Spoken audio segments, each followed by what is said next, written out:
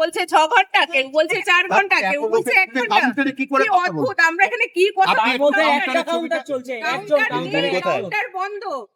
আরে টিকিট গুলো তো কিছু একটা ব্যবস্থা করতে হবে, না আমাদের যাতায়াতের ব্যবস্থা করতে হবে। ফের মেট্রোর ব্লু লাইনে আত্মহত্যার চেষ্টা, যার জেরে রবিবার সন্ধ্যায় ব্যাহত হলো স্বাভাবিক পরিষেবা। পুলিশ সূত্রে খবর, রবিবার সন্ধ্যে 6টা নাগাদ দমদমের দিকে যাওয়ার জন্য নেতাজি ভবন স্টেশনে ঢুকছিল ট্রেন। হঠাৎই লাইনে ঝাঁপ দিয়ে আত্মহত্যার চেষ্টা করেন এক ব্যক্তি। এই ঘটনার পর প্রায় 1 ঘন্টা বন্ধ থাকে মেট্রো চলাচল। দক্ষিণেশ্বর থেকে শহীদ ক্ষুদিরাম স্টেশন পর্যন্ত সম্পূর্ণ চলাচল বন্ধ থাকে।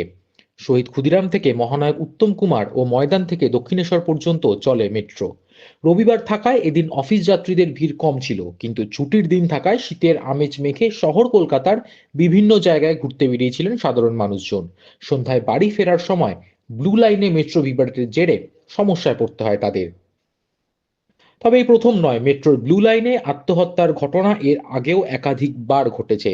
গত 29শে ডিসেম্বর দমদমগামী মেট্রোর সামনে এক যাত্রী ঝাঁপ দেন, তার জেরে ব্যাহত হয় মেট্রোর স্বাভাবিক চলাচল। এই ঘটনার পর বারবার প্রশ্ন উঠছে, কেন ব্লু লাইনকেই বেছে নিচ্ছেন আত্মহত্যার জন্য? কোথায় মেট্রো রেলের সুরক্ষা?